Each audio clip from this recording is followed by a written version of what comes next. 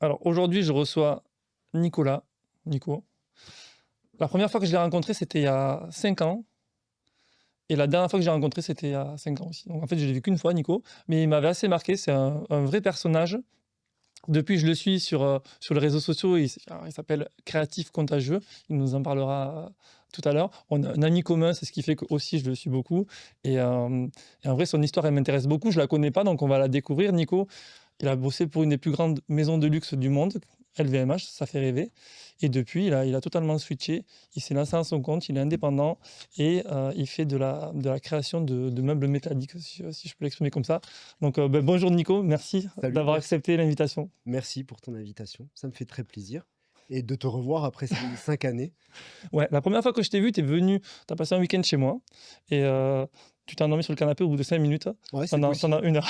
Ouais, c'est possible. Et après, tu étais en furie. Ouais. Donc, j'avais kiffé. Donc là, je suis vraiment hyper content de te revoir via le podcast. Ouais. Je pense que tu vas avoir plein de choses à nous dire. Tu vas être hyper inspirant et ultra impactant, j'y crois à fond. Donc, trop content que tu puisses me raconter l'histoire parce que je suis resté sur le mec, il a bossé chez LVMH, Ouais. ça fait rêver beaucoup Ouais. de gens. Et maintenant, tu es indépendant. Indépendant, c'est pas si facile que ça. Non, Et c'est clair. j'imagine que tu as un parcours fait de plein d'embûches. Et voilà, bon, bref, je te laisse m'en dire un peu plus. Peut-être que tu peux te présenter rapidement, d'où est-ce que tu viens. Eh bien, écoute, je suis Nicolas, comme tu l'as si joliment dit. Je suis papa de 2 enfants, 2 jumeaux, Louis et Valentin, ce qui est un vaste projet déjà en soi. J'ai tout juste 40 ans. Malheureusement, ça y est, je suis passé dans la quarantaine. Je suis un épicurien, j'aime le vin et le sport, pas forcément dans cet ordre et heureusement c'est assez complémentaire et en réalité, j'aime tout ce qui relève du beau. J'aime les jolies choses dans tous les domaines que ce soit les beaux métiers, les, belles pratiques sportives, les beaux challenges, en gros les choses bien faites, quoi. On voit déjà un petit lien, j'ai envie de le percevoir, entre LVMH et ton sens créatif, le fameux créatif contagieux. Tout à fait. Euh, donc, LVMH, c'était ta première expérience professionnelle, parce que bon, moi je suis resté sur ça, mais s'il faut, tu as fait plein de choses avant. Exactement, moi je suis designer de formation. Ouais, J'ai commencé en 2002 ma formation à Paris. Très, très vite, j'ai professionnalisé cette, formation, d'abord par des stages et puis après effectivement, j'ai eu cette chance énorme d'arriver dans le monde du luxe. Alors d'abord par le flaconnage de parfums.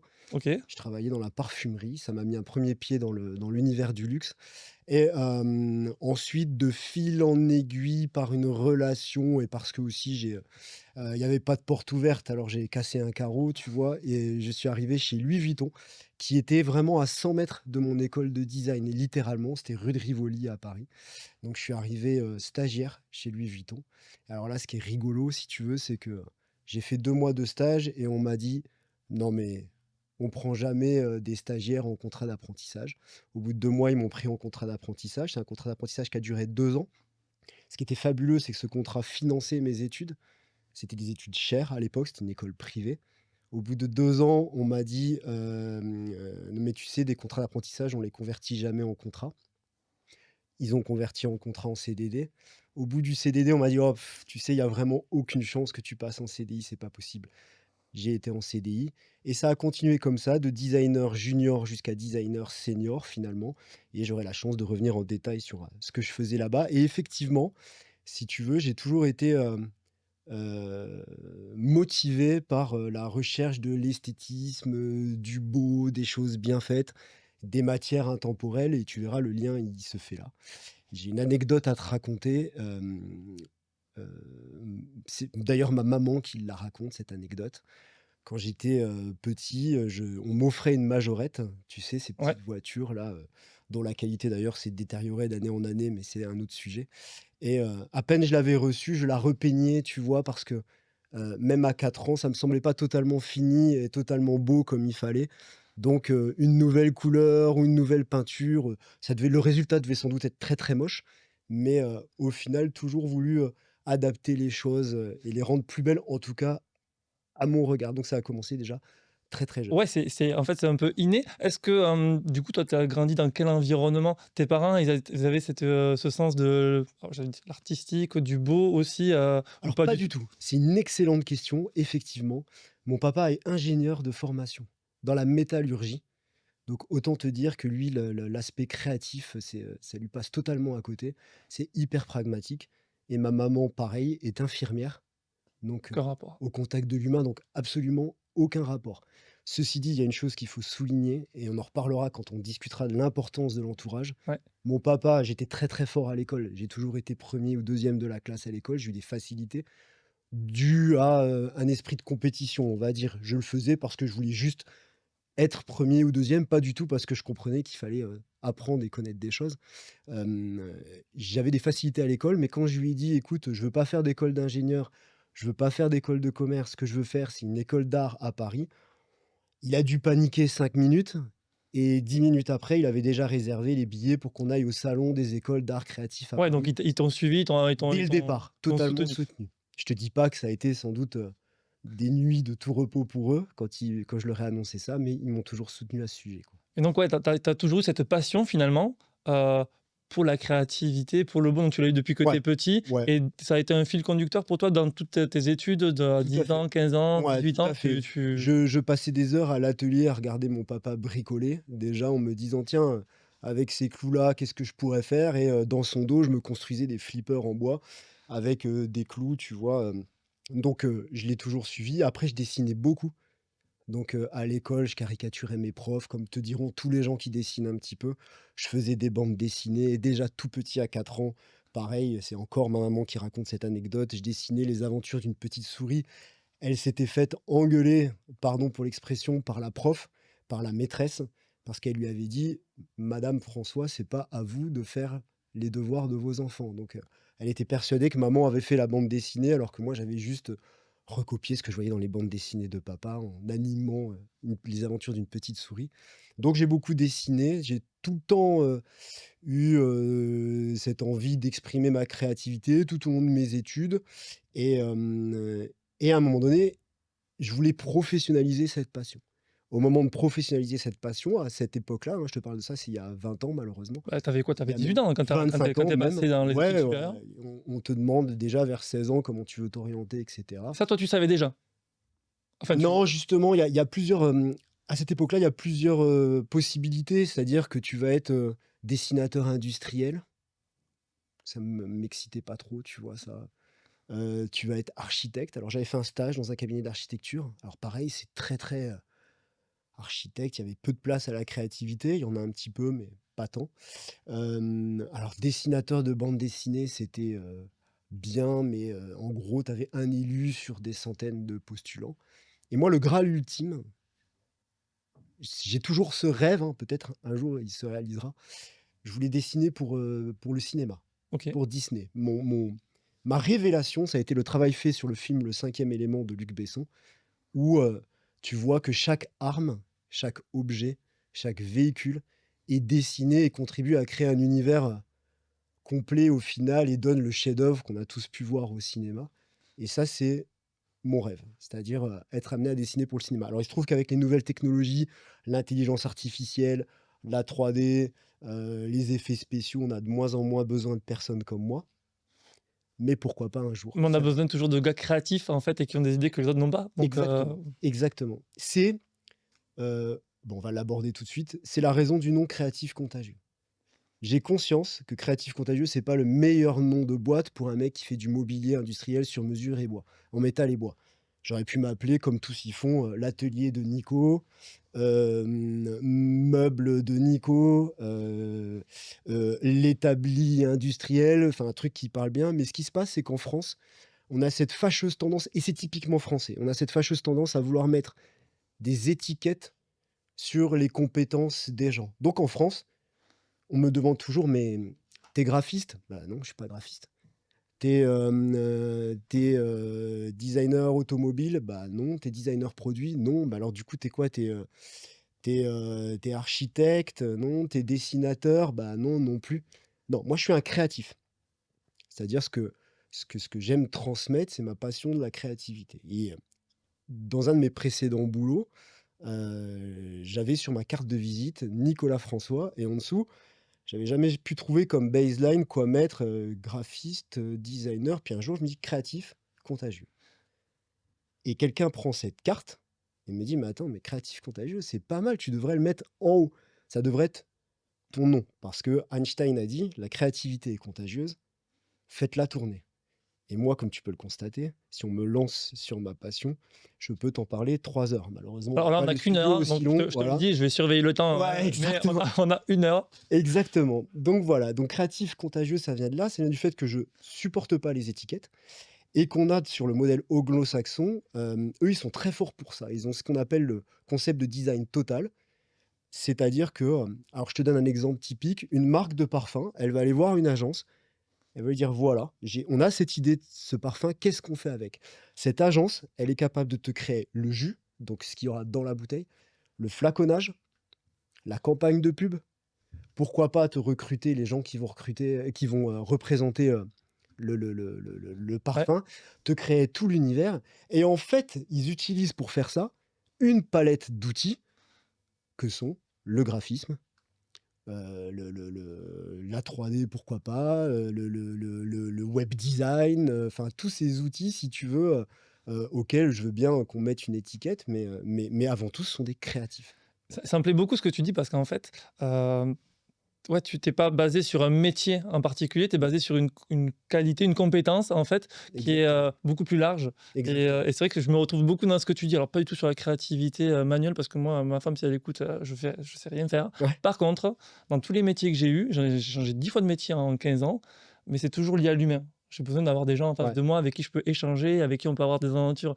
Donc je te rejoins dans ça et pour toutes les personnes qui écoutent, tu vois, qui osent pas changer parce qu'ils se disent: «Je suis pas fait pour ce métier-là ou autre». Ouais. Mais en fait, c'est pas forcément lié à des qualités techniques, Ouais. c'est lié à des qualités qui sont beaucoup plus profondes, qui sont liées à votre personnalité. Mmh. Et toi, en l'occurrence, là, c'est la créativité. Donc, quand je te dis, ouais, tu es passé de LVMH où tu étais designer à après graphiste et maintenant tu fais des meubles industriels, Ouais. pour toi, en fait, c'est pas un sujet parce qu'en fait, c'est tu es sur ta même route de la créativité, en vrai. Ouais, je te cache pas que je suis contacté très régulièrement par, des cadres, des chefs d'entreprise qui en ont marre, qui veulent changer de métier et qui me disent: «Ben, bonjour, est-ce que vous voudriez, me former? Comment vous avez fait pour faire ce métier? Est-ce qu'il faut savoir souder?»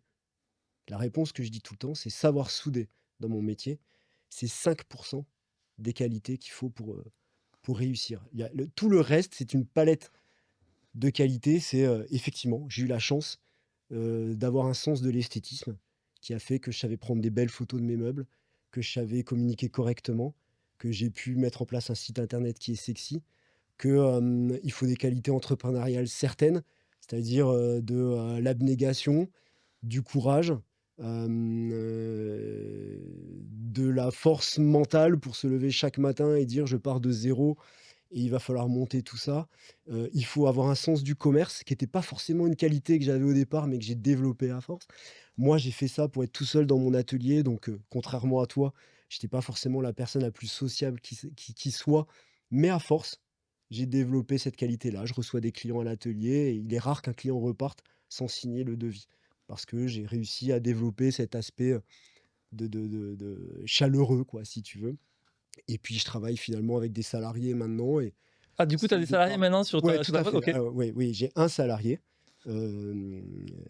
voilà et ça se termine d'ailleurs dans pas longtemps malheureusement. Il a comme beaucoup de jeunes, il a choisi d'aller faire un petit road trip en Thaïlande.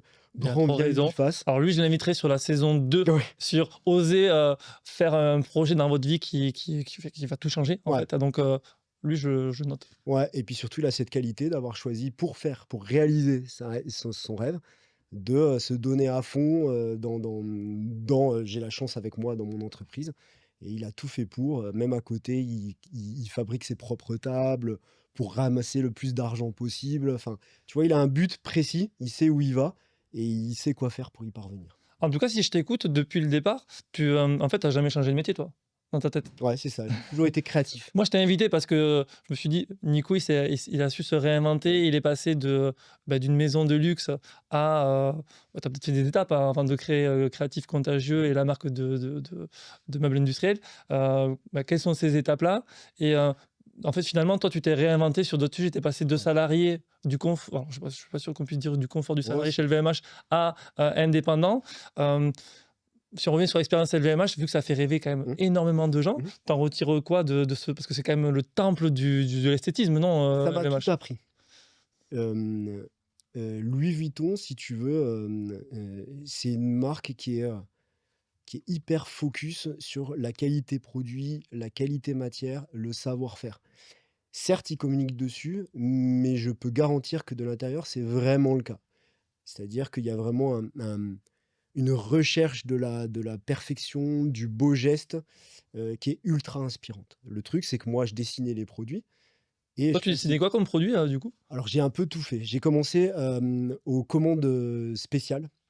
Donc, je te donne un exemple, c'est une personne qui va vouloir pour chez lui une mallette dans laquelle il va pouvoir mettre son whisky favori, ses verres à whisky, ses glaçons, etc. Et nous, on va lui construire ce projet de A à Z avec les artisans sur place, selon les codes et les règles de la marque qui sont très très précis. On va faire valider ça en direction. On va trouver les usines capables de faire des verres en cristal. On va chercher des vieux savoir-faire. Moi, j'ai développé l'univers de l'écriture chez Louis Vuitton. Il fallait retrouver des vieux stylos en brocante, comprendre comment c'était fait. On a trouvé des gens capables de travailler des matériaux totalement oubliés. Enfin, c'était vraiment, si C'est tu veux, tu as une recherche du savoir-faire qui est importante. Et moi, je passais mon temps avec ces artisans-là et à me dire, mais c'est incroyable ce qu'ils font. En fait, le point commun de tout ça, c'est la belle matière, la matière intemporelle, l'objet qui finira jamais à la poubelle parce que c'est l'expression d'un savoir-faire unique, quoi. Ouais, Voilà, temporel et c'est ça, intemporel. c'est ouais, c'est un caractère unique, c'est du sur Absolument. mesure, Ouais, tout à fait. c'est un projet pour une personne et tu vas essayer de faire ouais, un truc qui est à 360 pour lui, quoi. Ouais, tout à fait. C'est ça, exactement. Avec des belles matières. Et tu as utilisé un mot important, c'est le côté intemporel. Et c'est vrai que c'est un peu le lien avec ce que je faisais avant et ce que je fais aujourd'hui. D'abord, c'est les belles matières. Que ce soit le métal ou le bois, sont des belles matières intemporelles. Tu peux, hein, jeter un meuble en métal et bois, mais il va pas s'autodétruire comme ça. Enfin, ouais, ce sont des matériaux nobles, ce sont des matières premières. Donc ça, c'est le lien. Et puis, il y a ce côté, comme tu dis, unique et totalement sur mesure qu'on retrouve dans mes meubles et qu'on avait exactement chez Louis Vuitton, en tout cas aux commandes spéciales chez Louis Vuitton. Donc ça t'a formé à des peut-être à des process, à des manières de Ah, travailler, totalement. des rencontres qui doivent être hyper Totalement. formatrices sur ça, Ouais, non et totalement. impactantes? Ça m'a amené une rigueur que je retrouve, chez peu de gens. C'est-à-dire que tu dessines pas pour Louis Vuitton comme tu dessines, pour une bande dessinée, quoi, hein. Tu as des codes très précis, des cotes aussi, les codes et les cotes, tu as des cotes très, très, très précises à respecter. Quand tu envoies un dessin en production, il faut qu'il soit ultra léché, ultra précis pour retranscrire ce que tu as en tête et aujourd'hui, ça me sert tous les jours. Quand un client, il reçoit un dessin d'un meuble, je garantis que le meuble qu'il va recevoir sera conforme au dessin au millimètre près. Donc ça, c'est une rigueur que les gens ressentent parce que quand tu leur envoies un dessin régulièrement, on me dit: «Mais on reçoit vous êtes le seul à nous avoir envoyé dans le devis un dessin comme ça». Ça prend du temps, c'est clair, mais ouais, c'est une rigueur, qui est indispensable quand tu veux réussir et te démarquer. Et le fait, d'être dans une maison comme ça, c'est un groupe, Prestigieuse, international, ouais. prestigieux, Ouais, ouais, international, avec beaucoup de ouais, process, avec beaucoup de ouais, c'est carré ouais, et toi qui es créatif, est-ce que, parce que la question que tu me vois venir là avec, ouais, mes grands souliers, ouais, heu, au bout de 5 6 ans chez ouais, LVMH où tout le monde rêverait d'être, ouais, qu'est-ce qui te donne envie toi, ouais. de bouger? C'est, le fait que tu peux pas exprimer ta patte personnelle, parce que tu as l'air d'avoir une personnalité très affirmée? Ouais. Heu, quelle est la Alors effectivement, je t'avoue que quand j'ai annoncé que je partais, y compris pour mon entourage, ça a été difficile. Alors je les soupçonne, d'avoir été triste aussi parce que j'avais des avantages, en nature, et des prix intéressants sur certains produits. Mais c'est sûr que le salariat, en particulier dans une boîte comme ça, c'est un confort et un luxe pour le coup, qui fait rêver beaucoup de gens et c'est pas un hasard si LVMH en particulier, quand il y a des sondages, tous les salariés te disent que qu'ils sont très bien et ce sont les gens les plus heureux donc Bernard Arnault, on en dira ce qu'on voudra, ces entreprises, concernant le bien-être personnel, c'est le top du top, quoi, Toi, hein. tu étais hyper épanoui dans ce métier en tant que salarié, Alors ouais, en tant que salarié, tu as des avantages, que ce soit, le salaire ou le confort de travail. Tu as toujours du bon matériel, tu as de la place, tu descendais 3 marches, ton dessin, il était produit par un prototypiste. Enfin, c'était fabuleux comme outil de travail. En revanche, c'est une grande entreprise. Donc au-dessus de toi, tu as un directeur artistique qui a souvent d'immenses qualités et puis au-dessus de toi, tu as un autre directeur et puis tu as un département marketing qui maîtrise beaucoup de choses, qui a un regard du coup sur ce que tu fais. Donc oui, forcément, au bout d'un moment, tu as une frustration qui se crée. Et puis surtout, au bout de 7 ans, tu as une espèce de capacité où le travail qu'on te demandait de faire en 2 semaines, tu es capable de le faire en 2 heures. Donc après, c'est pas que tu as un ennui, mais tu as forcément t'as un manque de challenge, un manque d'appétence pour le boulot, quand bien même ton confort, il serait très, très grand, quoi, tu vois? Après, moi, je suis un homme de challenge. ouais, c'est ce que J'ai j'allais dire. besoin de nouvelles choses. Esprit de compétition, tu dois pas t'asseoir souvent sur le canapé. Là, Non. on t'a calé 1 heure sur un canapé, à mon avis, c'est le record de Ouais, l'année. voilà, on a dû prendre rendez-vous depuis un mois, et cetera. Enfin, donc, oui, oui, tout à fait.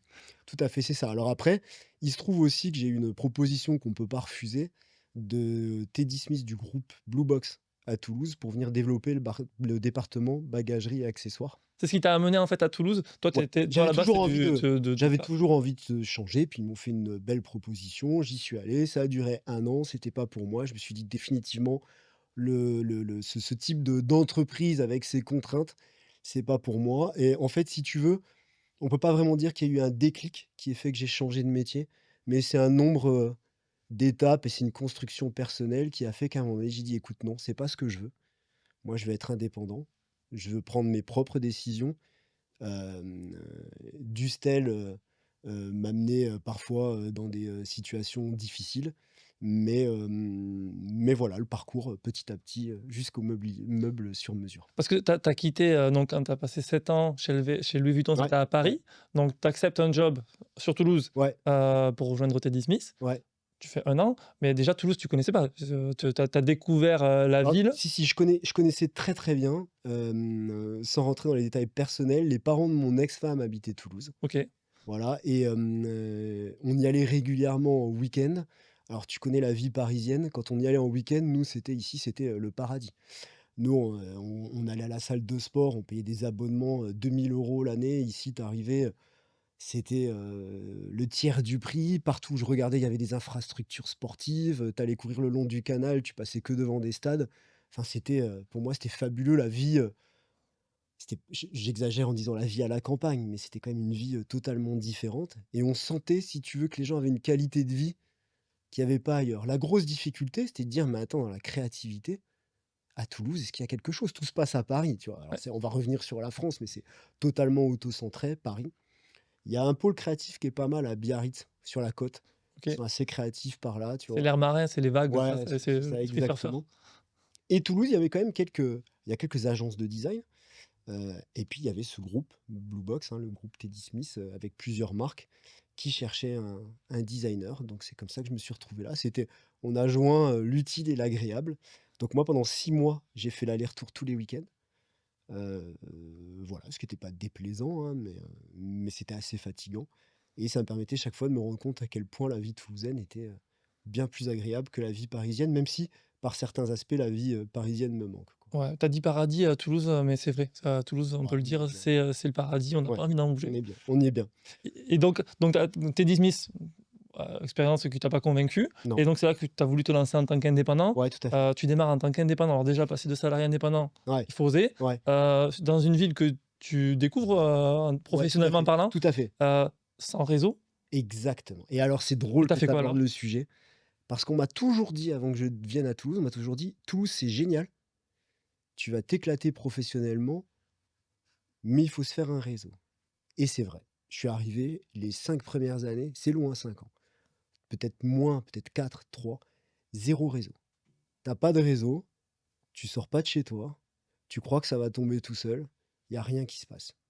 Et pour rentrer dans les réseaux, c'est assez difficile. Et c'est pour ça que je dis tout le temps aux gens qui me posent la question sur l'entrepreneuriat, je leur dis: «Sortez de chez vous». Il faut sortir de chez soi et faites quelque chose. Moi, ça a été le sport, le déclencheur. Je me suis inscrit en salle de CrossFit. J'ai rencontré des gens. On m'a demandé un manche debout. Le manche debout, ils l'ont pas acheté, mais il se trouve qu'un adhérent de la salle de CrossFit avait un resto. Il a vu le manche debout, il m'en a pris un deuxième. Ça a été mes premiers meubles et ainsi de suite. Et après, ça a créé ce fameux réseau du monde du sport et ça a créé les premières commandes. Et de fil en aiguille, ça a grossi comme ça. Alors quand tu parles de tu passé indépendant, toi, c'était direct, tu passé indépendant sur Ouais. la création de meubles, en fait? Ah, Parce que j'ai fait un peu de graphisme. J'ai fait ce que je savais voilà, faire. parce que par rapport à notre ami commun Ouais, qui nous a présenté, ouais, moi, dans ma tête, en fait, tu étais graphiste ouais, et tu faisais tous les designs, pour une boîte de sport, ouais. justement, et pour pas mal de petites choses. Mais j'avais pas en tête que déjà, tu étais parti sur la création de meubles, Tu industriels. as bien résumé, la chose. Mon envie, c'était d'être indépendant. Comment? J'en savais rien. Donc j'ai fait avec les fameux outils dont on parlait tout à l'heure. Fait: «Qu'est-ce que tu sais faire?» «Ben, va chercher le travail là où il est». J'avais des demandes en logo, j'avais des demandes en graphisme. C'est pas ce qui me plaît le plus, mais avec mes connaissances et ma palette d'outils, en particulier informatique, j'étais capable de le faire pas trop mal et en plus, il y avait cette demande qui a sans doute toujours d'avoir une vision un peu luxe, un peu premium dans, les entreprises. Ça l'est un peu moins maintenant, mais il y avait une grosse vague à l'époque. Tout le monde voulait sa version un peu luxe de son logo, sa version un peu premium de son entreprise. Donc moi qui venais du monde du luxe, c'était, Un idéal, c'était ce que CV je savais parfait. faire quoi, tu vois? C'était vraiment ce que je savais faire. Donc j'ai été chercher, «l'argent» entre guillemets, là où il était, avec cette palette-là. Quand tu quittes un job, comme ça, tu as des aides qui font que tu touches ton salaire, tu Ouais, comment touches tu la as fait? Parce moitié que de c'est ton une salaire, question ouais. qui, je pense que pas mal de gens se posent, en fait. Quand tu as envie de changer, une fois que tu as décidé que tu étais Ouais, prêt à le faire, ouais, en fait, comment tu assumes financièrement, ouais. de basculer de salarié? Alors, je veux pas envie de pousser forcément les gens dans l'entrepreneuriat, mais c'est un risque, parce que tu sais ce C'est que un tu as, mais gros tu risque. sais pas sur quoi tu vas tomber. Il faut le financer finalement, Ouais, ce changement de pour certains, alors toi, tu es resté sur la même ligne de conduite, tu as utilisé la créativité et tu avais ça en toi, mais certains, eux, font un métier, il va falloir qu'ils se forment pour en changer et pour ouais. découvrir une nouvelle aventure. Donc comment quels sont les conseils que tu peux donner sur cette phase de transition finalement? Est-ce que Bah, là, moi, écoute, d'abord, j'ai eu la chance énorme d'avoir mon ex-femme qui était salariée. Donc ça, il y a pas à dire. Ça allège un peu ta conscience au moment de faire ce choix-là. Mais tu peux pas, la laisser, tout assumer. Donc tu tu avais déjà sais des que, enfants à l'époque? pas du tout, mais c'est exactement la même période. C'est une période, très compliquée.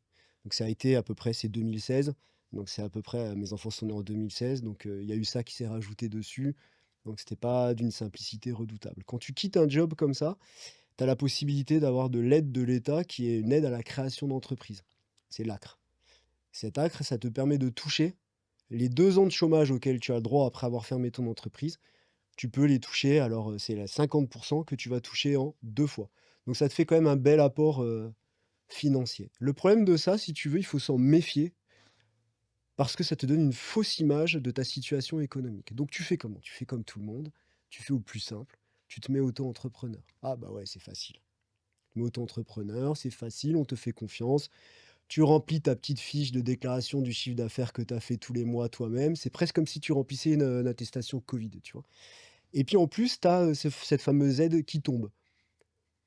Donc au départ, c'est cool, tu es chez toi, tu es devant ton ordinateur, tu attends que le projet il tombe et puis, tu as cette aide qui tombe et puis tu as une fausse idée de ta situation économique, tu vois? Mais tu vivotes comme ça et puis ton compte finalement, tu as de l'argent, tu as l'impression de maintenir ton niveau de vie et tout, mais tu sais très bien que si tu t'y files pas, Ah ça, il se passera rien. ouais, tu vas droit dans le mur quoi, tu vois? Et cette situation-là, elle a quand même duré sans doute, 1 an et demi et c'est à ce moment-là que si tu veux, j'ai commencé à, voir, l'intérêt des gens pour le mobilier industriel et puis j'ai rencontré quelqu'un qui fabriquait ça et puis j'ai eu envie de le faire. Moi, j'ai toujours été bricoleur. J'ai appris tout seul à souder, en fabriquant ma propre Ouais, table tu de t'es soudure. auto-formé. Auto-formé Comment on totalement. s'auto-forme? Donne des conseils parce que des personnes qui se sentent, qui osent pas le faire, en Ouais. fait, ça vient pas tout seul comme tu l'as dit Bah, déjà de et base, il faut être passionné. C'est le moteur. C'est curieux peut-être? exactement, c'est ce que je disais tout à l'heure, il faut sortir de chez soi, il faut regarder. Moi, j'ai rencontré cette personne. J'ai vu comment c'était fait, j'ai dit: «Mais attends, mais ça tu peux le faire». Donc je me suis fait prêter, je crois, un poste à souder par mon voisin, et voilà, mon premier projet, c'était de me fabriquer ma propre table à souder et j'y ai passé, mais des heures. Je loupais toutes mes soudures, je meulais, je recommençais, je loupais, je recommençais. Tout le temps, tout le temps, tout le temps, ça j'ai dû mettre 2 semaines à faire quelque chose que je mettrais 2 heures à faire aujourd'hui et encore, c'était pas impeccable. Donc évidemment, tu as la chance aussi d'avoir beaucoup de tutoriaux sur internet, tu peux regarder ça. Mais surtout, là-bas, c'est d'avoir un projet et de se dire: «Comment je vais faire pour y arriver?» Et tu te mets dans ton garage et tu bûches, quoi. Tu te débrouilles. Et alors pour avoir l'atelier dans mon garage, je te passe les détails, mais j'ai dû vider le garage, construire une mezzanine. Enfin, fallait avoir envie de le faire, quoi, ce projet. Ouais, tu t'es fait beh, ouais, tu as fait des gros efforts, en J'ai fait fait, des tu gros es efforts. obligé de Ouais, donner, le max de toi-même ouais, pour atteindre ton rêve, exactement. hein. Exactement, ouais, tout à fait. Quand je faisais cette partie, du coup, de graphisme, design, hem, il y a un ami à moi, très important, qui me disait tout le temps et je me rends compte 7 ou 8 ans après qu'il avait raison, il me disait: «Tu fais pas le maximum là». Je me plaignais. Je disais: «Ah les clients ils arrivent pas, ça vient pas». Il me disait: «Nico, j'ai l'impression que tu fais pas le maximum». Et quand il me disait ça, ça me vexait. Et si 8 ans après, je me rends compte qu'il avait raison. Non, je Et faisais qu'est-ce pas que le ça maximum. signifie alors du coup? Pourquoi tu faisais pas le maximum? C'est quoi Parce faire que le max? j'attendais que ça tombe, je restais chez moi et j'avais l'impression que mes simples qualités et le simple fait d'avoir eu le parcours que j'ai eu, me donnaient la légitimité pour avoir, des clients qui allaient appeler, tu sais, comme ça. Mais non, mais fallait être complètement fou pour penser ça. Si tu veux, ça arrive pas comme ça. Donc il fallait sortir, fallait, aller dans des réseaux, fallait voir du monde, fallait, ouais, sympathiser, être curieux, sentir les choses bouger. Tu vois? Moi, je restais chez moi. Je dis toujours, j'avais quand même mis une règle à la maison. Je m'étais dit: «Nico», parce que c'est le piège quand tu es à la maison. Alors tous ceux qui ont fait, qui ont passé la période covid chez eux, ils le savent très bien. Je m'étais dit: «Tu es à 9 heures en chaussures, devant ton ordinateur». Le en chaussures, il a son Ouais, tu importance. t'habillais bien. Je m'habillais. Parce que si tu es en tatane, si tu es en chaussons devant ton ordinateur, et ben, c'est un état d'esprit qui fait que tu es pas prêt à travailler, en fait. Tu es pas dans ce mindset de: «Aujourd'hui, je vais envoyer du bois, je vais aller chercher du client, je vais faire des beaux projets», quoi. Donc je m'étais mis cette règle-là. Une autre règle que je mettais un peu moins, que j'appliquais un peu moins, c'est le soir, faut te fixer un horaire de fin parce que sinon, tu es au boulot tout le temps, tu termines à 21:00 et cetera, sans doute ce qui n'a pas aidé dans mon couple, quoi, tu vois? C'est-à-dire que, bah, faut que ça s'arrête à un moment Parce que donné. toi, en plus, tu as un métier passion, donc en fait, tu Exactement. t'arrêtes jamais Ouais. et est-ce que le fait de faire un métier passion, au final, ça te rend plus épanoui ou Mmh. pas? Parce qu'en fait, tu deviens ton propre ennemi, peut-être? Ouais. Parce que tu vas jamais arrêter, et donc au Ouais, détriment peut exactement. est-ce que tu as un équilibre vie pro, vie perso depuis que tu es indépendant? Quelles sont les règles que tu t'es, fixées? Est-ce que tu as atteint, ce bonheur? Est-ce que tu es heureux de ce que tu fais maintenant? Tu sais, être heureux, c'est du travail. C'est, vraiment un boulot, 24 heures sur 24. Ceux qui pensent qu'on claque des doigts et du jour au lendemain, parce qu'on a tout quitté, on va être heureux, pour ma part, je pense qu'ils se trompent. C'est un travail de longue haleine. Moi, j'ai commencé dans mon garage. Alors comme Steve Jobs, je doute que j'ai le même parcours que lui, hein, mais j'ai commencé dans mon garage à faire de la place pour me créer mon atelier. Puis j'ai eu un atelier de 50 carrés à Ramonville. Puis j'ai eu un atelier de 110 carrés à Castelginest. Et aujourd'hui, j'ai la chance d'avoir 130 carrés à mon domicile. Pour arriver là, il a fallu que je divorce. Il a fallu que je règle tous ces papiers-là, que je trouve le lieu. J'ai visité 37 fermes, peut-être même A 38 pour priori, que on ça a soit compris que tu officiel. étais assez exigeant et assez C'était voilà. pointilleux. Mais il fallait pouvoir avoir cet espace de création d'atelier suffisamment grand et suffisamment idéal à accueillir mon activité. Donc, tu vois, c'est un travail. Alors, tu connais les notaires, les banquiers, toutes ces professions qu'on Surtout adore, quand tu es indépendant, les c'est agents pas évident. immobiliers, exactement. Tu fais bien de le souligner. On le dit jamais assez, mais du coup, il faut présenter 3 bilans. Ces 3 bilans, c'est donc 3 années avant où il a fallu bien travailler, présenter des bilans qui soient cohérents avec un expert comptable. C'est un travail de dingue. Être heureux, c'est un travail de dingue. Est-ce que je suis heureux aujourd'hui parce que j'ai 3 marches à descendre pour aller dans mon atelier? Ouais, sans doute. Hier soir, il était 19h30. J'étais en train de faire mon petit vernis dans mon atelier en écoutant la radio. Personne m'enquiquinait. Et là, je me suis dit: «Ouais, là, t'es heureux, t'es chez toi, tu vas remonter, te préparer à manger tranquille, il y a 3 marches». Là, c'était le bonheur, mais c'est un travail de dingue. J'allais dire, c'est quoi la définition d'être heureux? Parce que bon, en plus d'être créatif, je pense que tu es Ouais. philosophe. Donc, c'est quoi être heureux pour toi dans ta conception, ta définition? Ah! Il y a Grand Corps Malade qui a dit un truc fabuleux, il a dit: «Être heureux, c'est à partir d'une femme et d'un enfant». Donc la définition, elle varie pour tout le monde. Moi, j'ai la chance d'être très, très bien entouré. J'ai une compagne qui est fabuleuse. Derrière chaque artisan, il y a une femme qui fait, la compta, les tableaux Excel avec les objectifs, et qui te soutient. Donc être heureux, ça commence par être bien accompagné, d'avoir des gens autour qui croient en tes projets, surtout quand tu leur dis que c'est pour aller faire du bricolage, dans l'atelier. Mais si, si, t'inquiète, les meubles, ils se vendent et il y a un marché pour ça. Il faut des gens qui croient en toi, ça, c'est sûr et certain. Et puis j'ai la chance d'avoir, alors c'est pas une chance, j'ai 2 enfants, heu, épanouis à l'école, qui sont contents de retrouver leur papa une semaine sur 2, qui sont hyper fiers que papa, fasse des meubles, que papa bricole, et ils passent du temps avec moi à l'atelier. Donc Tu leur inculques, ouais, c'est, j'ai pas ce côté besoin. manuel, non? Ils J'ai viennent pas besoin, ils sont dans le mimétisme absolu.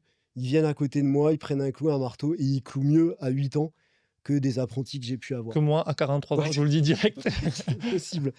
Donc il est certain qu'être heureux, c'est se lever le matin et se dire: «Je vais accomplir quelque chose de ma journée et être fier de ma journée».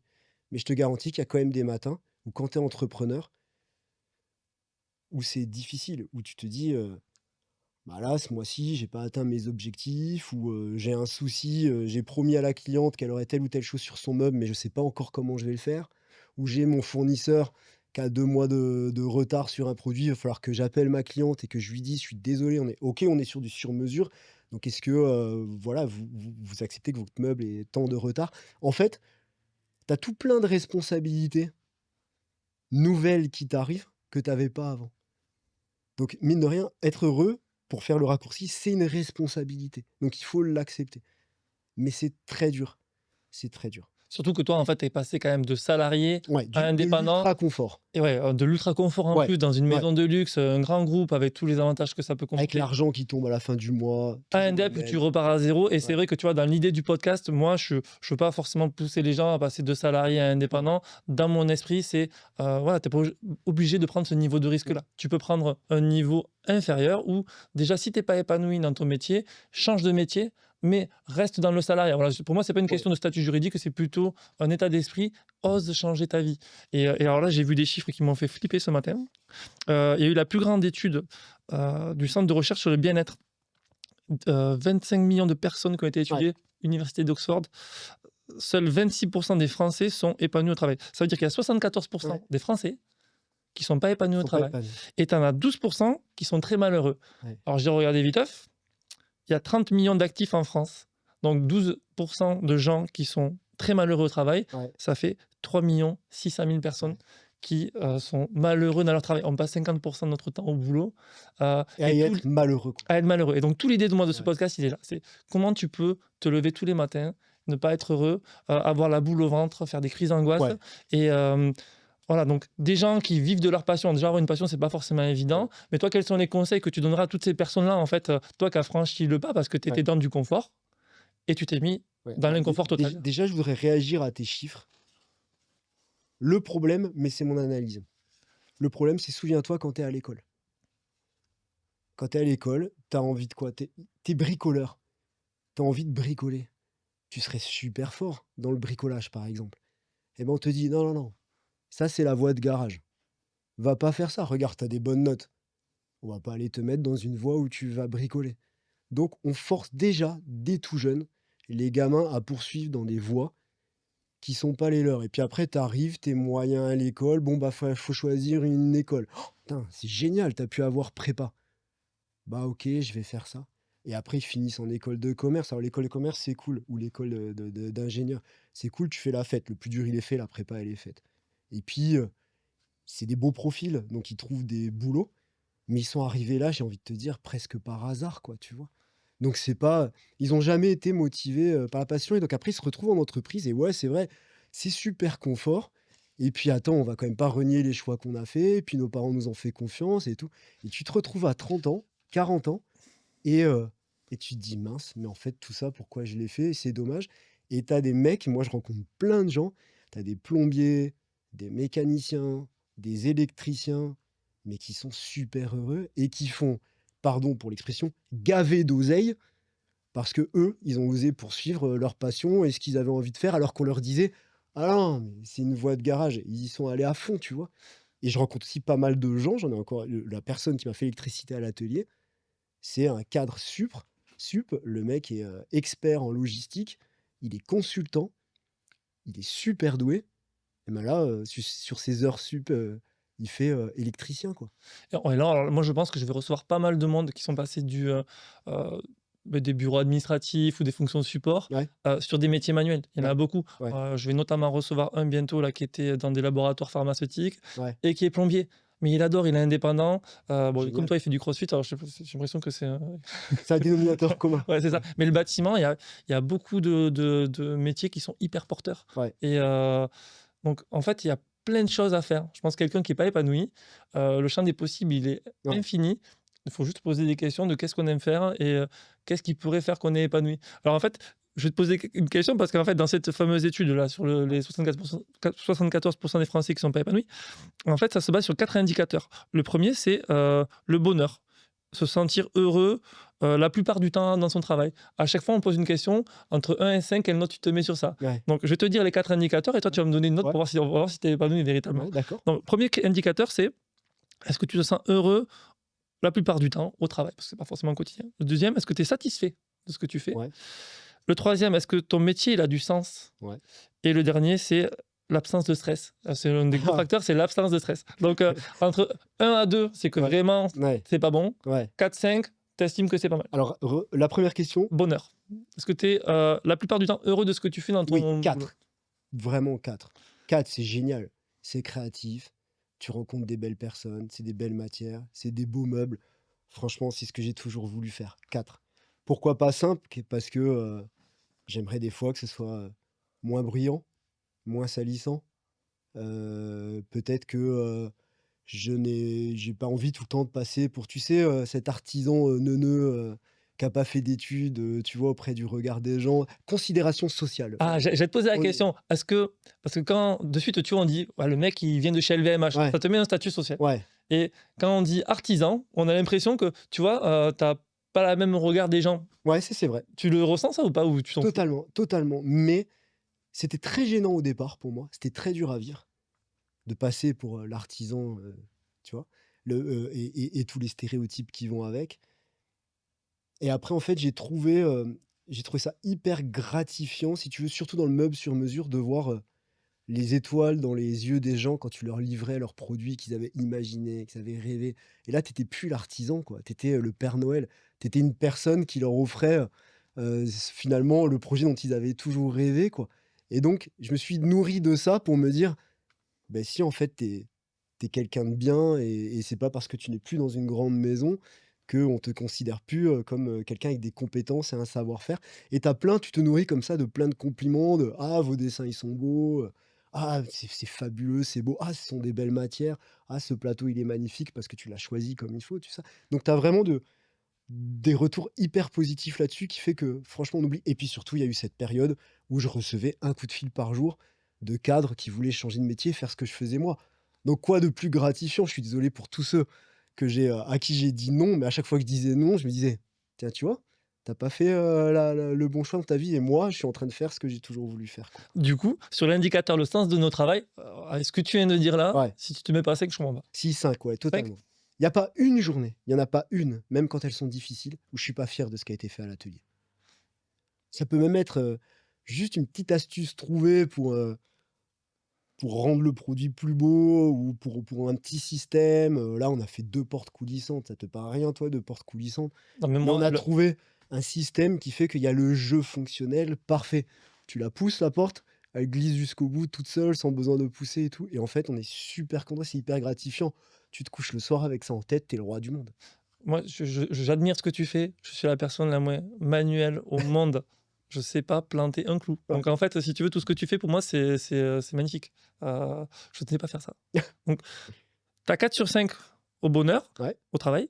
Tu as 5 sur 5 au ouais, sens au de notre sens. travail. On en est Ouais, déjà pas mal parti. ouais. La satisfaction que tu en retires, a priori, tu mettrais une bonne note, j'ai l'impression. Ouais, ouais, alors, je vais te mettre allez, je vais mettre 3,5 parce que tu vois, pour faire suite à ce qu'on disait, il arrive dans des coups de mou, dans des baisses de morale, tu en as, hein, des fois, hein. Il y a des fois, j'envoie 30 devis, j'ai 0 réponse. Les mecs te ghostent, ils te répondent pas, ils envoient tes dessins à la concurrence. J'ai vu des trucs de fou, hein. Tu as des petits coups au moral, tu vois? Tu as des petits coups de dents. Tu dois t'assumer tout seul financièrement quand tu es entrepreneur. Personne va venir te verser une paie à la fin du mois. Et il arrive, je te cache pas, que je me dis: «Tu pourrais, hein, redevenir salarié Pourquoi avec tu fais tout tout ce que ça? tu sais». Ouais, et puis avec tout ce que tu sais faire maintenant en plus.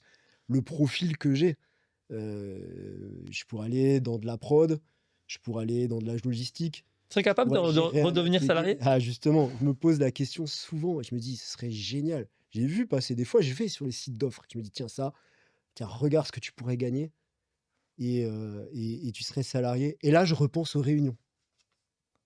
Je repense à un mec qui allait dire: «Non, mais il faudrait faire comme ça». Je pourrais pas. Je vais pas supporter. Je vais pas supporter déjà qu'on fasse des réunions pour définir de la réunion, pour définir de la réunion de création, pour valider le projet. Non, les gars, ça fait 8 ans que je fais ça. Si je vous dis que c'est comme ça qu'il faut le faire, on le fait comme ça. C'est pas autre. Et je pourrais pas supporter. Donc c'est sûr que je fais des réunions des fois avec moi-même, des réunions intérieures, où je me dis: «Ah, allez, ce serait hyper confort quand même, hein, le salaire qui tombe, la situation financière, petite voiture de fonction», tu vois? Tous les avantages qu'il y a, mais je vais pas supporter. Ça va être, c'est de pas avoir le contrôle à 360 sur tout ce qu'il y a autour, tu vois? Comment seront pris les photos, comment seront pris la vidéo, comment seront, produits, les matières, enfin, je vais pas supporter, en fait. Alors moi, je le comprends tout à fait ça, parce que moi, j'ai fait pas mal de métiers. Je suis passé d'indépendant à salarié, de salarié à Ouais. indépendant, d'indépendant à salarié. Et en fait, je me rends compte qu'on n'est jamais content de ce qu'on Non. a. En Ah fait, oui, quand tu es salarié, tu as envie d'être indépendant. oui, Parce que tu te dis, non, mais il y ouais, a trop c'est trop cadré, il y a trop de ouais, process, machin ouais, truc. Quand tu es indépendant, bah, tu regrettes le confort que tu avais ouais. quand tu étais salarié. Donc en fait, tu n'es jamais satisfait. Mais l'insatisfaction, c'est un moteur de fou. Parce que c'est de la recherche de tu veux toujours mieux au final. Tu vois? Ça te challenge au quotidien. La satisfaction, faut s'en servir comme de quelque chose qui va te faire bouger en tout cas. L'insatisfaction, elle évite l'immobilisme. Donc Ouais, et moi je dirais aussi qu'en fait, il faut se rendre compte qu'on ne pourra jamais cocher toutes les cases. En non, fait, on ne pourra pas tout avoir, non. et voilà, et c'est pas grave.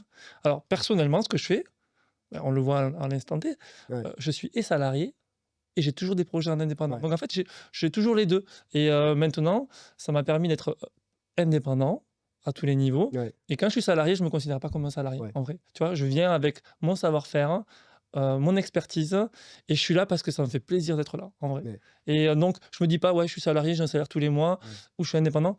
Ça, j'en ai rien à C'est faire. exactement, le cas de ma compagne Sabrina que je salue, qui a un profil exceptionnel, qui a un studio de sport aérien qui lui appartient et qui en même temps est salariée d'une boîte. Alors qu'on me demande pas ce qu'elle fait, je comprends rien. Il y a trop de tableurs Excel.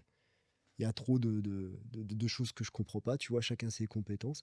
Mais donc elle a cet avantage d'être salariée et en plus d'avoir, de trouver son épanouissement dans ce qui était, comme moi, sa passion au départ, qui est le sport et qui est devenu un business à part entière, qui marche très bien et qui, lui permet de soulager l'esprit, en tout cas, des contraintes financières, quoi. Mais je pense que c'est peut-être un des super conseils qu'on pourrait donner à toutes les personnes qui nous écoutent. Ouais, En fait, il y a pas forcément noir ou blanc. C'est-à-dire que non. tu es pas obligé de passer de salarié, d'un métier à un autre métier, Mmh. ou d'un métier, salarié à indépendant. Ouais, Mais en fait, tu pourrais très bien avoir les 2 pendant un certain temps. Tu ouais, peux avoir ton job de salarié dans lequel, tu t'épanouis plus ou moins, et entre temps, tu fais ça en complément pour ouais, tester ton oui, activité, tout à et fait. à partir de là, si tu vois que ça te plaît véritablement et tu t'es formé en plus, donc tu prends pas Ouais. véritablement de risque, si ça demande un truc. On est dans une période qui est quand même incroyable où maintenant, avec le télétravail, tu peux en plus gérer ça facilement. Tu peux bosser et faire ton travail correctement pour une boîte et en plus gérer, ton entreprise. Ça te demande du temps, ça te demande de Ouais. l'investissement, mais tu peux, tu vois, avoir un peu les 2 en même temps et ça, c'est fabuleux, quoi. Je pense que ça peut être le meilleur levier. Ouais, Après, ça demande un ingrédient, tu viens de le dire, c'est de l'investissement ouais, personnel et de l'effort. Et en fait, le changement, il est possible mais il demande de l'investissement parce que Ouais, ça ne se fera pas d'un coup d'un seul, je pense. non, ça se fait pas comme ça. On finit par le quatrième indicateur parce que tu n'as pas encore répondu, sauf si tu voulais dire un truc en Non, plus. vas-y, donc c'était le troisième, c'était quoi? Rappelle-moi. La satisfaction, tu avais l'air pas mal sur ça. Ouais, Donc, 3,5 on avait ouais, dit, tu avais dit 3,5, voilà. c'est très bien. Et le dernier, je l'ai gardé pour la fin Ouais, parce que celui-ci, c'est le plus difficile, hein. ouais, et celui-là, Et moi, perso, c'est un truc que voilà, maintenant, quand je choisis un job, quel qu'il soit, je veux pas qu'il y ait de stress. Donc là, c'était l'absence de stress. ouais, Moi, perso, je veux plus de pression au travail. En ouais, fait, je veux que tout ce que je fais, c'est drivé par le plaisir. Alors, je dis ouais, pas que tous les matins, il y a ouais, pas de trucs qui me font des fois, j'ai moins envie de faire. Mais en vrai, je veux plus de stress au travail. ouais. Et je trouve que ça change tout dans ma manière d'appréhender la chose. Alors, toi, sur l'absence de stress, Et moi, je pense qu'aussi tu es indépendant, toi, en le plus. problème de ta question, c'est que c'est hyper lié aussi à ta personnalité, quoi. Moi, déjà, je suis un angoissé de nature et un perfectionniste. Donc je suis désolé, sur Et tu es l'absence de entrepreneur. stress et entrepreneur. Donc non, je suis à 1. Je dors pas. Il y a des nuits où je dors pas, comme je te dis, juste parce que je sais pas, d'abord comment, je vais avoir, l'argent dont j'ai besoin à la fin du mois, ou, parce que, je vais devoir annoncer à un client qui a un peu de retard, ou parce que on a fait une connerie sur un plateau et qu'il va falloir tout réparer. En fait, tu es obligé d'assumer. C'est un miroir, tu obligé l'entrepreneuriat, c'est un miroir. Tu es obligé d'assumer toutes les conséquences de tes choix toi-même. Tu as pu ce côté, tu te souviens, où tu le vis encore peut-être en entreprise où, Moi, je suis encore salarié d'une super ouais, entreprise, j'ai trop de chance. Donc, voilà. ouais, mais où quand tu fais une micro-erreur, tu as potentiellement quelqu'un qui peut te sortir de là, ou une réunion où les gens vont pouvoir te dire: «Bah, tiens, on peut faire comme ci, comme ça», ou, tu peux être couvert. Moi, j'avais un directeur artistique, il était fabuleux. C'était un Anglais, Nicholas Knightley. Je le salue, je pense qu'il verra jamais ce podcast, mais c'était un mec en or qui m'a donné ma chance et pourtant, on venait d'univers totalement différents, mais c'était un manager de génie, c'était un mec fabuleux et il te protégeait tout le temps. Il savait, hein, que tu avais fait une bêtise, que le produit, il était pas comme le marketing, le voulait et cetera. Il allait en réunion de création, face au marketing, il défendait ton produit, quoi qu'il arrive. À la fin, il disait: «OK, OK, on peut peut-être envisager tel ou tel changement», mais ça lui serait jamais venu à l'idée de dire: «Nicolas a mal dessiné le truc». Aujourd'hui, moi, si je présente un produit au client et que c'est pas comme il l'a imaginé ou en tout cas comme on l'a dessiné et fait ensemble, ben je vais me faire fracasser, je vais repartir avec, il va pas payer et je vais devoir assumer toutes les conséquences de mes propres choix, tu vois? Donc ça génère un stress. Ah, tu peux y aller en dilettante, il y a pas de problème, hein, mais tu vas pas réussir dans ton métier et si tu penses que j'en connais, hein, qui font livrer les meubles et qui les laissent en bas chez le client et qui le livreur repart et le client, il a plus aucun recours, j'en connais qui font ça. Non, moi j'appelle, je suis: «Est-ce que vous êtes content? Est-ce que ça va?» S'il y a un problème, on fait en sorte toujours de le résoudre. Enfin, Et toi, surtout, tu livres souvent en personne. Je me souviens quand on s'était c'est assez rencontrés il y rare. a 5 Ouais, ans. alors maintenant, c'est assez rare. Heureusement, on produit, peut-être 12-15 meubles par mois, je peux pas tous les Ouais. livrer. Je livre en région toulousaine, donc quand c'est proche d'atelier, ou quand vraiment on est sur des projets exceptionnels, 5-6 meubles, où là, on a été à Cherbourg, 10 heures de route, livrer un bar à bière complet. Donc il y avait, un grand bar de 6 mètres de long, des tables, des comptoirs, enfin Et c'était pour tous ceux qui nous fabuleux, quoi. écoutent, je pense que on peut voir pas mal de tes meubles et toutes tes créations Ouais, sur ton compte Instagram et sur ton compte TikTok, sur exactement, ouais. Créatif J'ai une Contagieux. petite communauté sur Instagram, mais c'est un peu mon portfolio. C'est là qu'il y a les belles photos, qu'on voit les meubles, qu'on suit le quotidien de l'atelier. J'ai un gros TikTok parce que je suis un fou de vidéos. On fait toujours des choses un petit peu magiques pour suivre la fabrication.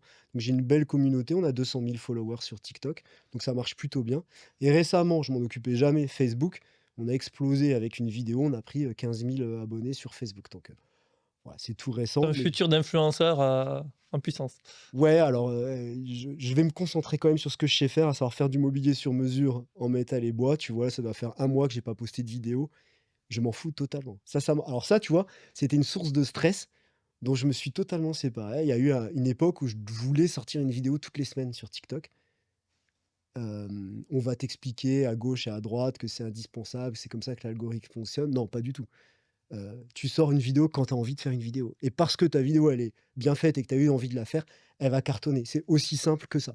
C'est pas plus compliqué. TikTok, il s'en fout que tu pas posté depuis un mois, 2 mois, 3 mois. Non, il s'en fout totalement. Et c'est pareil pour Insta et c'est pareil pour les autres réseaux.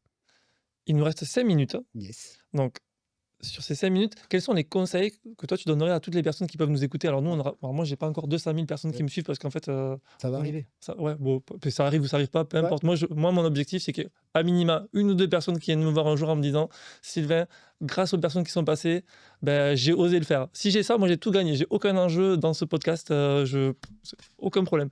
Hem, les personnes qui nous écoutent, qui osent pas changer ou qui osent pas prendre le risque de le faire, je sais même pas si on peut dire qu'il y a un risque, heu c'est quoi tes conseils, toi, qui a pris des risques insoupçonnés finalement, du très grand confort ouais. à l'inconfort en plus de l'entrepreneuriat? Tu dirais quoi pour clôturer sur ces 5 dernières minutes et les messages que tu aimerais faire passer? Il y a plusieurs choses. D'abord, qu'est-ce que tu risques? Qu'est-ce que tu risques? Alors oui, on l'a dit, les conséquences financières, mais on a évoqué les options. Peut-être que tu peux te tester sur un temps. Peut-être que tu peux, avoir des aides. Peut-être que tu peux, intégrer des structures. Tu sais, il y a beaucoup ça dans des incubateurs Ouais, d'entreprises et tout. Les solutions, elles existent. Qu'est-ce que tu risques? Tu risques d'être heureux? Putain, c'est quand même pas un grand, grand risque, tu vois? Donc, il y a pas grand risque en réalité, à part la propre pression que tu te mets à toi, qui est, généralement financière ou parce que tu as une famille, un contexte familial qui fait que, tu pas envie de mettre tout le monde dans la panade parce que tu as décidé de vivre, ton rêve d'indépendance et de bonheur. Mais au final, est-ce que les gens qui t'entourent seront pas aussi heureux si, toi, ils te voient, ravi d'aller bosser, tous les matins? Ça, j'en suis persuadé. surtout que tu l'as dit, le soutien, ça compte. Exactement. C'était le deuxième conseil, l'entourage. On te le dira tout le temps et dans tous les podcasts d'entrepreneurs, c'est un des rares conseils qui n'est pas bullshit, quoi. C'est, ouais, l'entourage, indispensable. Enfin, si, tu es, accompagné par quelqu'un qui te dit toute la journée, «Tu aurais mieux fait d'aller bosser à la poste parce que tu auras un salaire». On me l'a dit, c'est pour ça que je donne cet exemple. «Tu aurais mieux fait d'être fonctionnaire». Quand je me plaignais que je gagnais pas assez d'argent, ça peut pas marcher. Il faut être entouré de gens qui te disent: «Waouh, c'est bien ce que tu fais, je te soutiens, quoi qu'il arrive, je te soutiens, on y va à fond, je crois en ton projet». Et c'est très dur en France. C'est très dur en France. Tu lances ton truc, la moindre des choses, c'est que tes potes, ils te posent un like, tu vois, sur ta photo. Mais ça, les gens, ils savent pas faire en France. Aux États-Unis, tu lances ton business, ton pote, il va te filer, 1 000 balles Ouais, toi, pour tes potes, ils t'aider. vont te demander une réduction. Tu as tout compris. C'est exactement ça. Les premiers, et c'est pas le cas de mes vrais potes, hein, et c'est pour ça que je parle de l'entourage moi, mes vrais potes, ils m'ont commandé une table, ils m'ont dit: «On veut pas de réduction». Et j'en ai d'autres, ils m'ont dit: «Ouais, par contre, on se connaît, tu me fais une petite réduction». Bah non, si tu veux me soutenir, limite, tu devrais payer plus, tu vois? Pour montrer que c'est du soutien et que tu crois en mon projet. Et c'est ça qu'on n'a pas, si tu veux, cette mentalité qu'on n'a pas beaucoup, donc l'entourage, indispensable. Toutes les personnes nocives qui croient pas en toi, qui sont jalouses, chut, ça dégage. Il en faut pas, tu vois? Et puis, hygiène de vie, indispensable, pareil, ils te le diront tous, mais c'est vrai. Tu peux pas réussir en te levant à 11 heures du matin. Je te dis pas, tu te lèves pas à 5 heures, tu sais les routines là qu'on voit sur internet, le mec qui se lève à 5 heures, à 7 heures, il a déjà fait un Irox. Non, il lève à heure fixe, tu manges sainement, tu t'amuses, tu fais ton sport et puis, surtout, tu es curieux. La curiosité, Moi, je l'aurais mis en numéro 1 celui-là. En fait, ça curiosité. commence par ça et Ouais. tu l'as dit, en fait, c'est aussi aller voir des personnes qui vous entourent, Ouais, soit ton voisin, des gens que tu as rencontrés à droite à gauche, qui peuvent vous inspirer sur ouais, des choses que vous ignoriez, en fait, tout ouais. simplement. Des fois, tu as un peu, tu sais, ce fameux syndrome de l'imposteur. Putain, j'ai envie de faire du mobilier sur mesure, j'ose pas aller quand même voir le mec qui en fait ou j'ose pas aller voir le mec qui s'est soudé parce que il va me prendre pour un naze ou, tu sais, tu pas, alors tu restes chez toi, donc tu bouges pas, tu es dans l'immobilier, tu rien et pourtant le gars, il va être trop content de t'expliquer ce qu'il fait, de comment il le fait, de pouvoir transmettre ça. Mais moi, j'avais des gens au début de TikTok, c'était incroyable, j'avais des gens, ils débarquaient à l'atelier sans prévenir, sans dire: «Ah, on a vu vos vidéos». Et bah, tu vois la preuve et je leur parlais de ce que je faisais, ce que j'expliquais et tout et ça, c'est le step numéro un, quoi. Aller voir, aller rencontrer des personnes, comprendre ce qu'ils font, c'est indispensable. Bah, je crois que là, on a quand même pas mal de conseils. Heu, franchement merci. Un grand Bah, avec merci pour plaisir. tout ça. Moi, ça m'a fait plaisir de découvrir toute ton aventure que je connaissais pas. Tu vois, j'avais que les grandes lignes. Et en Ouais, fait, j'étais à milieu de pensée. J'avais que la partie émergée de l'iceberg. Il nous manquerait 2 heures pour faire le tour de tout. ça c'est Donc, vrai. je te On réinviterai. refera un podcast. On refera un podcast sur un autre Ouais, sujet ouais, et avec grand plaisir. Et là, on est sur un timing parfait, tu vois, en plus. Donc, franchement, c'est sûr. merci Nico, 10 000 fois. Avec plaisir.